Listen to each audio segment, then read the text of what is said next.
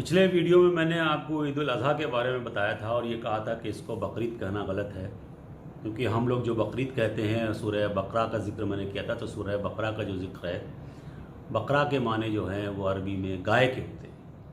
यानी किसी भी गैर मुसलमान के लिए या मुसलमानों के लिए इसको बकरीद, बकरी ईद या बकरा ईद कहना गलत है। हमें इसको ईद उल अज़हा या फेस्टिवल ऑफ सेक्रीफाइस या ईद कुर्बान या सिर्फ ईद, ये हमें कहना चाहिए। मैंने बताया था इस सिलसिले में मैंने सूरह बकरा का जिक्र किया था। उसका कुर्बानी से कोई लेना देना नहीं है, उसका ईद उल अज़हा से लेना देना नहीं। वो मैंने बकर के माने समझाने के लिए उस वाक़े का जिक्र किया था जो हज़रत मूसा अलैहिस्सलाम का था, जिसका जिक्र सूरह बकरा में है। जहाँ तक ये कुर्बानी का सवाल है, ये हज़रत इब्राहीम की सुन्नत है और वो एक अलग पूरी कहानी है। और कैसे हुआ, वो किस तरह से हुआ, इस वीडियो में उस पर नहीं जा रहा हूँ। इस वीडियो में ख़ास तौर से मैं बात ये करना चाहता हूँ आपसे कि जो 3 हिस्से लगाने की बात की जाती है, यानी जब आप इस कुर्बानी को करते हैं तो आप उसमें 3 हिस्से लगाते हैं और 3 हिस्से में कहा जाता है कि एक हिस्सा आपको रखना है, एक अपने अज़ीज़ और अक़ारीब में बांटना है और एक ग़ुरबा को तक़सीम करना है।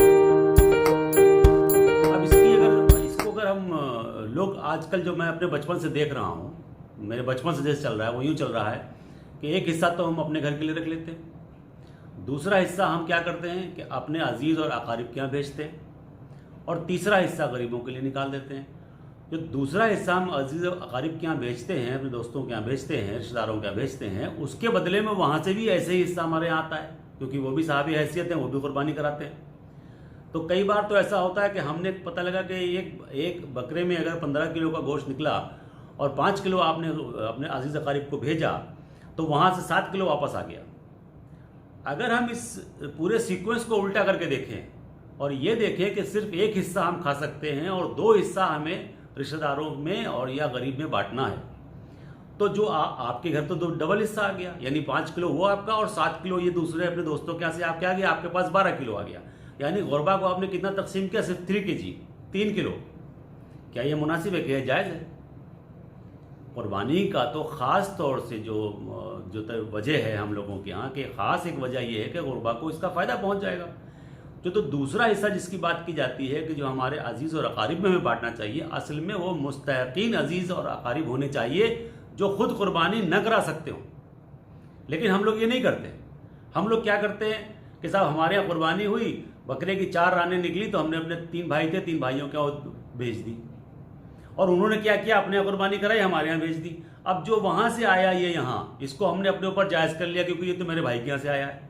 ये बहुत ही गलत बात है मेरी निगाह में। इससे हम गरीबों का हक मार रहे हैं। इस सीक्वेंस को उल्टा करके समझिए कि कुर्बानी के हिस्से में से सिर्फ एक हिस्से पर तुम्हारा हक है, बाकी 2 हिस्से पर तुम्हारा हक नहीं है। तो जो दूसरा हिस्सा आपने अपने रिश्तेदारों के यहाँ भेजा और आपके यहाँ वापस लौट करके आया, उस पर आपका हक कैसे बना? इस कुर्बानी में ये ख़ास ख्याल रखिएगा।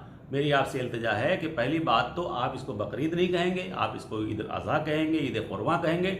और दूसरी बात यह है कि आपको ये ख़ास ख्याल रखना है कि कुर्बानी के एक हिस्से पर आपका हक है, 2 हिस्सों पर आपका हक नहीं है। ये नहीं कोई तरीका है कि आपने उसको वहाँ भेज करके वहाँ से वापस मंगवा लिया। ये जो हम लोगों ने मैं अपने बचपन से देख रहा हूँ कि जो हीले निकाले जाते हैं, इसको अगर उल्टा करके समझ लीजिए। लोग समझाने वाले तो ये कहते हैं कि साहब 1/3 हिस्सा गरीबों का है, तो 1/3 हिस्सा गरीबों का है, तो साथ में ये भी तो है कि 1/3 हिस्सा आपका है। तो गरीबों का तो आपने बात समझ ली कि 1/3 हिस्सा है, मैंने 1/3 हिस्सा दे दिया, लेकिन आपका भी तो 1 ही तिहाई था, तो आपने 2/3 कैसे ले लिया जो आपके दोस्तों के से आपको वापस आया? तो जो साहब निसाब नहीं है, सामर्थ्यवान नहीं है, जिसके यहाँ कुर्बानी नहीं होती है, वो रिश्तेदार आपका, आप उससे हिस्सा भेज सकते हैं पहले। लेकिन जिसके यहाँ खुद कुर्बानी होती है, जो साहब निसाब है, जिसके यहाँ के ऊपर भी कुर्बानी हो रही, तो ये कोई तरीका नहीं है कि आपने 1 रान उसके यहाँ भेजी, 1 रान उसने आपके यहाँ भेज दी और आपने उस रान को हलाल समझ करके कि हाँ साहब ये तो अब मेरे हक का हो गया, गरीबों का 1/3 मैंने निकाल दिया। तो जब गरीबों का 1/3 है तो आपका भी तो 1/3 था, आपका 2/3 कैसे हो गया? इसका ख्याल रखिए। याद रखिए कि ये जितने भी हमारे त्यौहार हैं, जितने भी इस्लाम में त्यौहार बनाए गए हैं, इसमें ख़ास तौर से ग़ुरबा और मसाकीन का ख्याल रखा गया है। यही दीन है असल। इस दीन का ख्याल रखना है हम सब।